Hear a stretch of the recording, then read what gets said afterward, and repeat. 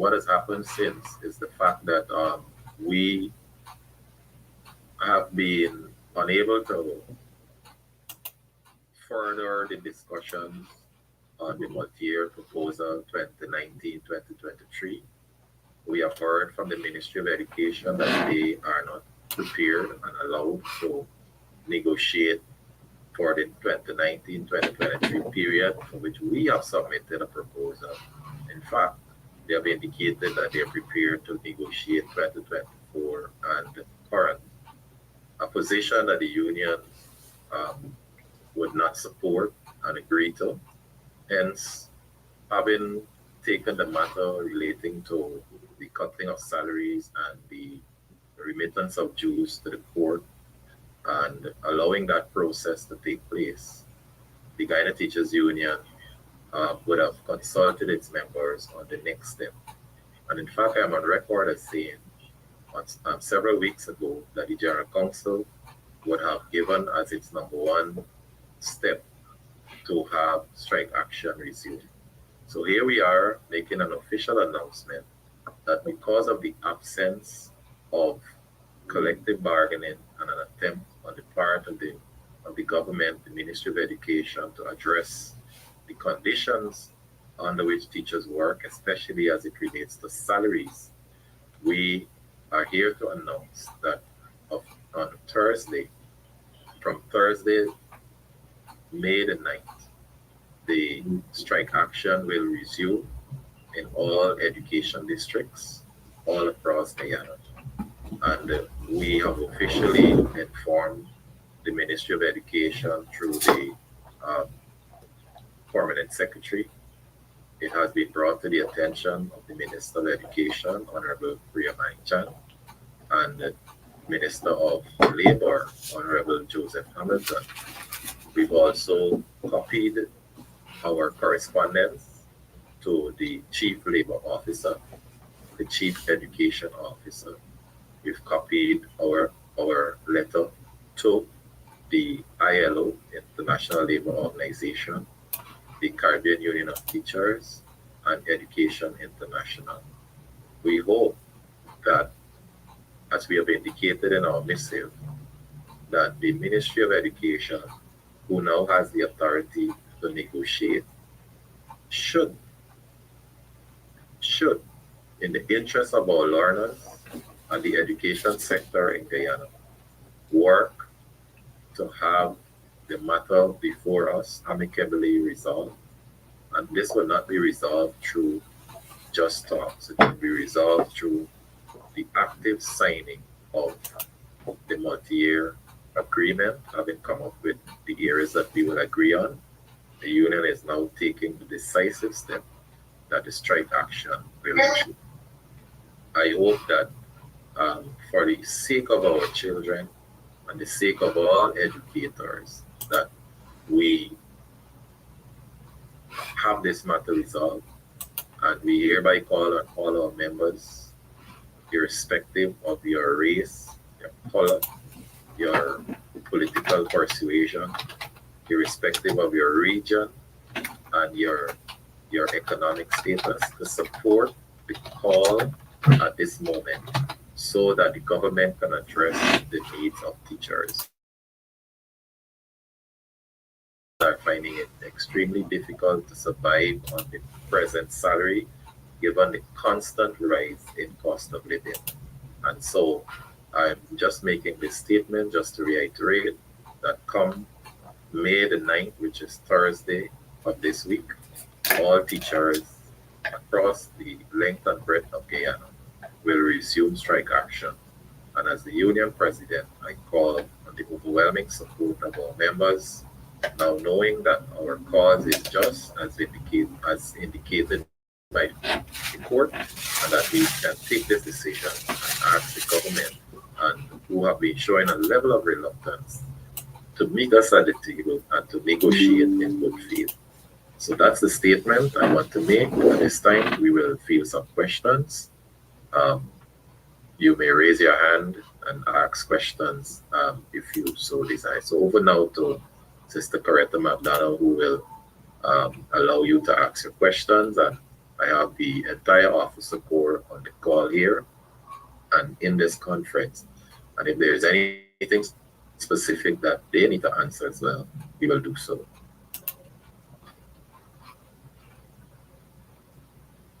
Mr. McDonough?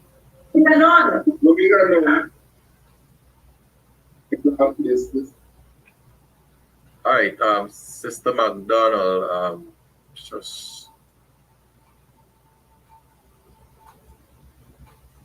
so I see the hand. Bertha, can you? I'm not seeing you on the call here. You're using Mariska's instrument?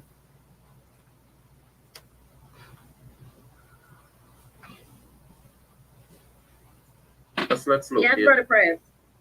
All right, so can you unmute and stay to the top so that Coretta can regulate and I can give you the opportunity to unmute the folks who are desirous of asking a question.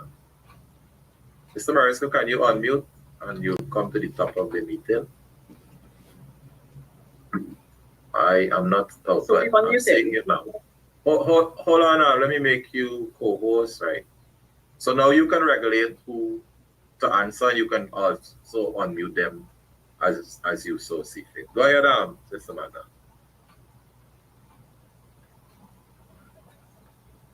All right, so we have you can see your remarks, then stop and then finish. Yes, good afternoon. Can you guys hear me? Yes, loud and clear. Hi, Dr. Light, good afternoon to you on the panel and others listening. Just in the event that I missed the opening of the press release, I would like to ask, in terms of your position as president of the union, the blatant disrespect by the PPP regime at their Congress, just concluded Congress, or about to be concluded, about the teachers' strike. It is. Yep.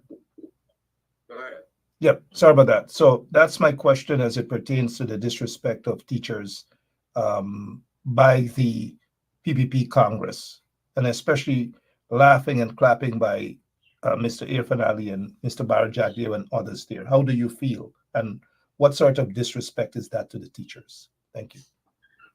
Yes, that's a fair question, Mark, and I think all educators in Guyana felt really saddened by what we saw, the skit that was facilitated at that particular event, where it seems as though the teachers' issue was one whereby it was mockingly done. I believe this has further agitated our members and the leadership of the union that for 30 days, 29 days, we have been on the picket line, on strike.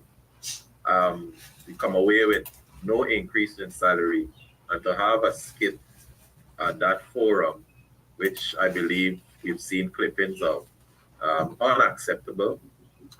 It is a situation where it was insensitive to the present plight of the educators who have been demanding, pleading for a salary increase.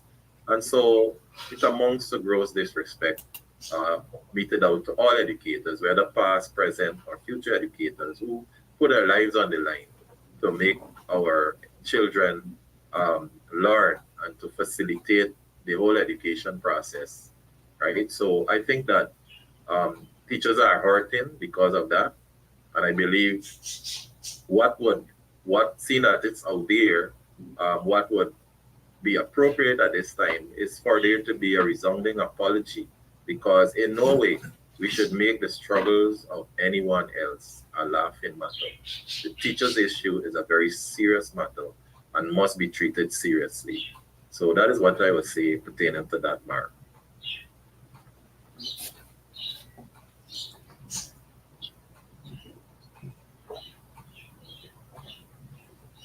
Dennis Shabral, Damara Waves.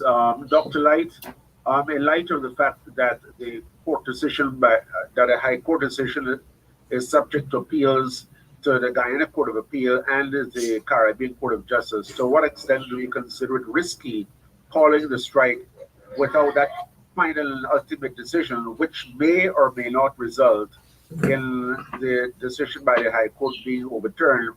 And if that happens, it could be to the detriment of the teachers. Have you considered that as a risk? We have considered that, Dennis. Everything is a risk. When we took the matter to the High Court, it was a risk. When we stood out there for 29 days, it was a risk. And I believe that the situation at hand warrants the risk taking. Life in itself is a risk. You walk on the road, it's a risk. You drive on the road, it's a risk. You ride on the road, it's a risk. You live in your house, it's a risk. So life in itself is a risk. And one has got to recognize the plight the teachers are facing. And therefore, from what we have gathered from our rank and file members and the leadership, is that we are prepared to take that risk. And have you gotten any responses to the correspondence to the Ministry of Education, the Chief Labor Officer, and the Chief Education Officer? No, there hasn't been any response at this present time that I'm aware of. And when were the letters sent? They were sent off sometime today. Okay, thank you. Yes.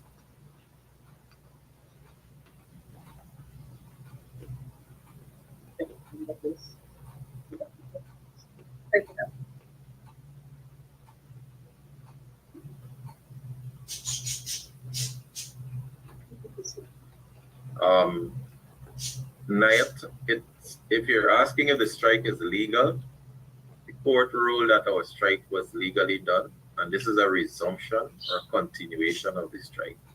So based on the court's ruling, we have followed all the steps needed for the process of collective bargaining to take place. And so we believe that the strike is legal. There are those who are going to come out and say it's illegal, it's racial, it's political. But the teachers understand that it's a bread and butter matter. And I can't stop repeating what the judge said as part of his ruling, that the teachers asked for bread and they got stones. And he was alluding to the fact that all the teachers wanted through this collective bargaining process was for us to be treated better and bread be provided. And when you hear of some unions saying that they have signed over a dozen, one union is on record during the May Day rally as saying that they would have signed as many as a dozen collective agreements. And there are other unions who can't attest to signing one. So we have to be worried about what is happening. And I believe that the place that we should take is coming to the table to address the issue affecting the educators. And I dare say the legality of this strike cannot be questioned when this is a matter that has been before us for almost 4 years. And it is something that needs to be addressed forthwith. There needs to be negotiation in good faith, and I think the union has been very patient. We could have had this matter resolved, I believe, providing that on the Ministry of Education side that they were willing to actually meet with us on behalf of the government after the court ruling to see how this matter can be resolved. There has been no engagement since the ruling.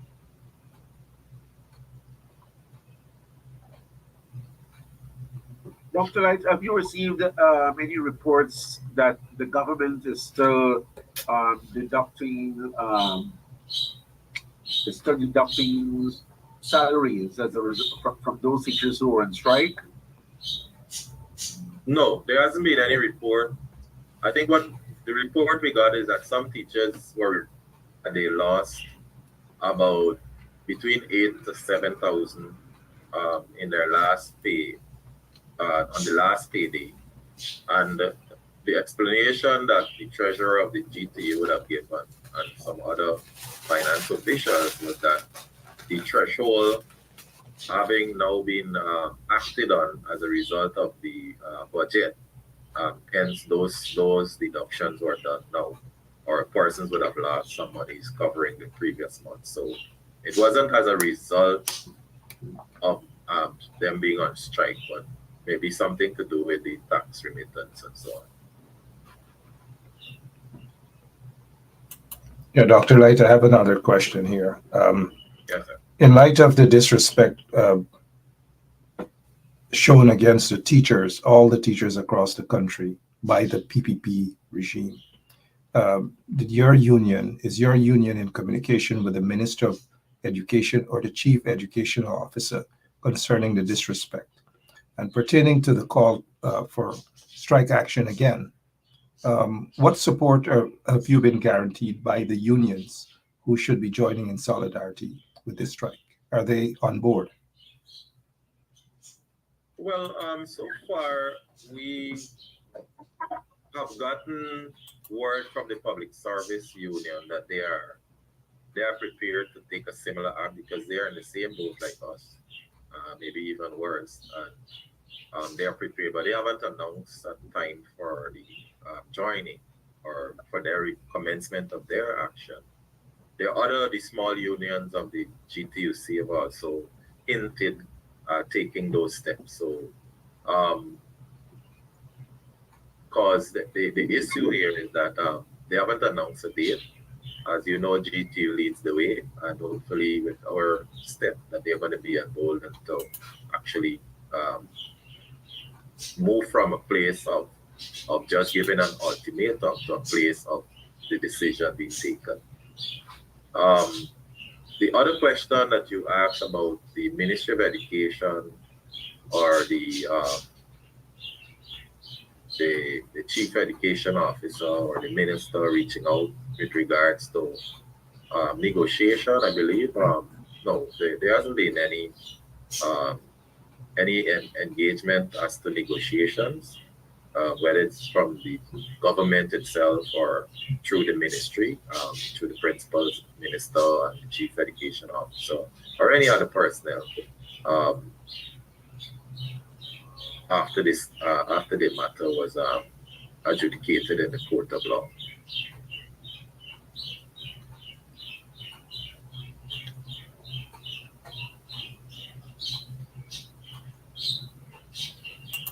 Dr. Light, how are your teachers feeling across the country as you guys prepare to hit the streets again? One, and how are they? What sort of impact has this disrespect gotten towards your teachers throughout the country? And sorry, again, I'm just leaning heavily on this disrespect, the gross disrespect for a ruling party to have such a skit laughing at public servants, laughing at the teachers of the country, all because they're fighting or standing up and asking for respect and a better wage. What are your teachers saying across the country about that? Well, thanks for that question, Mark. From what I have seen and heard coming out of our groups where we have our different branches are represented, teachers speak through their groupings. They are really upset. They are really upset that this particular matter wasn't taken in light of how it should be. So there's a lot of angry teachers who vent their frustration whether through Facebook or through their WhatsApp group or other social media platforms. They're very upset. But even before um, these pictures and part of the skit was shown, we recognized that our teachers were ready and raring to resume. They have been behind us. I have said that in my first live after the court hearing that the teachers have said resoundingly through their general counsel that this is the way to go and they want us to do this. So I think it is timely and that this particular action is fully supported by the members of the Guyana Teachers Union who are feeling it and are experiencing the challenges of not having an adequate salary to take home to their families at the end of the month. Dr. Light, finally, I know back to this strike and the disrespect, we have seen over the past couple of weeks, sugar workers also protested. But you're not surprised that the PPPC at their Congress did not hold a skit to laugh at the sugar workers, but they laughed at the teachers. Would you say race had a role to play with that, or what is your take, sir? Well, I don't have the evidence to say whether it's racial or so. I wouldn't want to speak when there's no data to support it, but I'm aware that right in my county in Kanji, there was one day of protest where the workers of the sugar estate had protested for not being paid a promised week salary. And we saw that demonstration one day, and we didn't see it again. So there's no we don't have the evidence to say whether the matter was resolved. We don't know what the situation was with regards to the matter being resolved, but we didn't see them protest again. And so this begs the question whether some grouping of workers are treated different. And it has been suspected a very long time ago, because the sugar workers will protest for a day or two, and then we don't hear from them again. So one can assume that maybe their matter was resolved. In the case of the teachers, we protested and striked for 29 days, and our matter is still before us. The nation has seen it, the Caribbean has seen it, the wider world has seen it, and so one can only figure that there is some level of discrimination in the way you deal with the issues affecting workers in this country. When one group would protest for a day or two, you never hear from them again. Another group will protest or strike for 29 days, and your issues are still before you, not even having an engagement. So, one has to figure out why is this happening.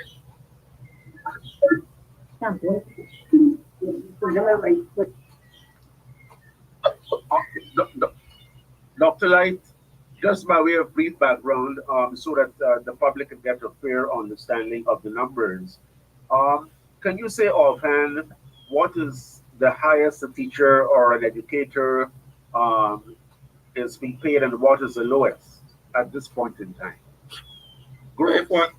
If one gives if I should give from an A grade school, from the highest position in an A grade school, an educator, principal or so may take home upwards to 80. The salary is around 3 something, and they will take home about 280 something thousand. That's the highest I know about a take home salary. But then the issue is really with those persons who are earning, who are now starting the career, or those trained teachers who don't have mainly a major status other than a graduate status. They don't really own major positions in the system. And so they are finding it difficult. So it ranges from around, let's say, just about 300,000 to about 90, 110,000 to the lowest paid person or so. So compared to what happens in the Caribbean, I was talking to a friend of mine in the Caribbean, and I was sharing the salary of a head teacher. I'm using myself, and I indicated, and we did the cross calculation, that what it will take. And the individual told me that a teacher with a bachelor's degree is taking home upwards 2,000 US in one of our neighboring Caribbean countries. Upward 2,000 US with a bachelor's degree, and not necessarily with an administrative position. I was also told that a teacher with a degree gets an allowance of 1500 EC. And when one converts that, that is about 100,000 or more, because it's about 3 to 1. It's about 100,000 or more dollars that the person is taking home, right? If they have a degree. Mommy? So the highest degree that is being paid for when you get an allowance, the highest degree that you're being paid for is a doctoral degree, and you get 30,000 Guyana dollars as an allowance. That is so minimal for the kind of work somebody has to do, or the kind of sacrifice you have to make to get there. Because you first would have to get a trained teacher status, which is 2 years. And back then, in the olden times, it used to be 3 years. Then you go 4 years at the university for a first degree. Then you go 2 years for a master's degree, and another 3 years for a doctoral degree or a PhD. Currently, the teachers at college are doing 2 years at CPC, 2 years at the university. Then they go on to do another 2 years to get their master's, and then of course another 3 years if they wish. So it's a lot of years of training and sacrifice one puts in to get to a particular status in the education sector in terms of your qualification. And so that has to be taken into consideration.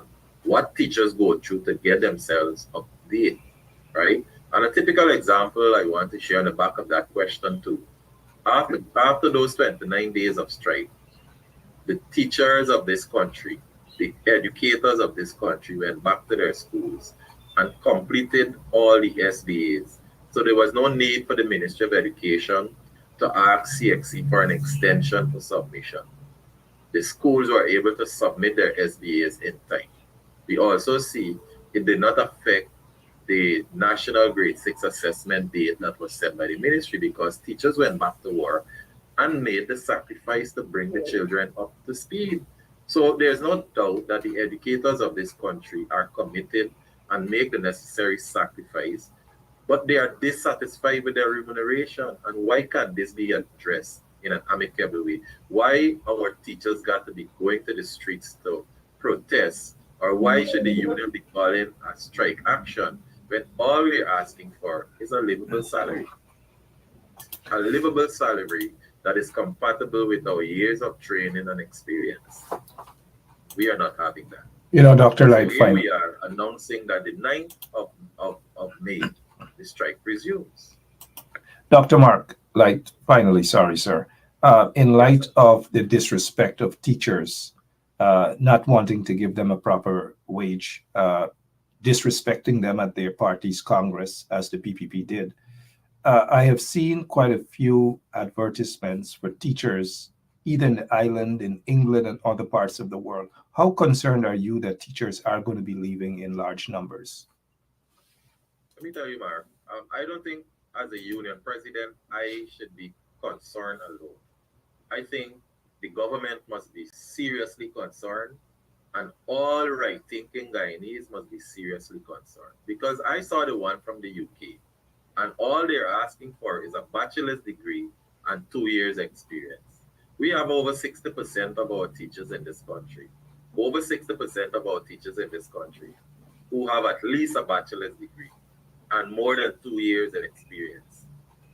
More than 2 years experience. So the likelihood of thousands of our teachers applying to go to the UK like the nurses have done, the likelihood, it's a great possibility. And you know, when we see teachers move out of this country, then we'll understand the impact of such brain drain on the nation's education sector. So I think not only Mark Light should be concerned, every right-thinking Guyanese must be concerned, whether you are local in Guyana or in the diaspora, and the government, the opposition, everybody should be concerned, because teachers are going to flock those places because they are looking for a better life. And I'm sure moving to the UK will offer them a better package in terms of salary, better living conditions for their family, better level of education and opportunities for their children. So teachers will go, and we are likely to lose thousands of teachers. So it is it is and has to be a national concern, not only for GTU and the leadership of GTU, but for all Guyanese, including our government.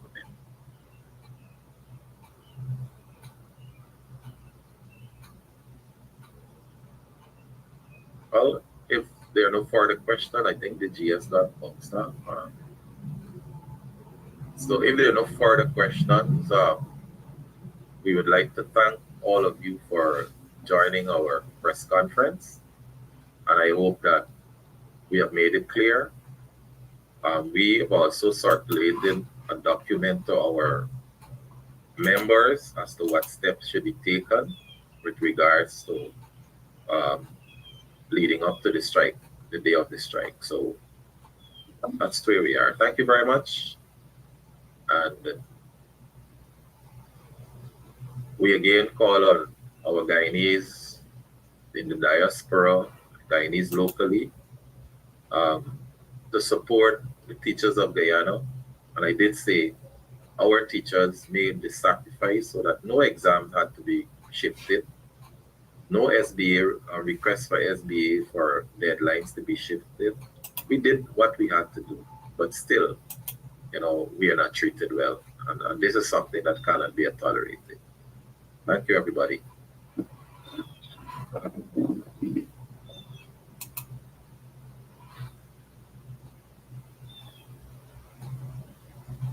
Mr. Mariska, is the GS still there? I don't know.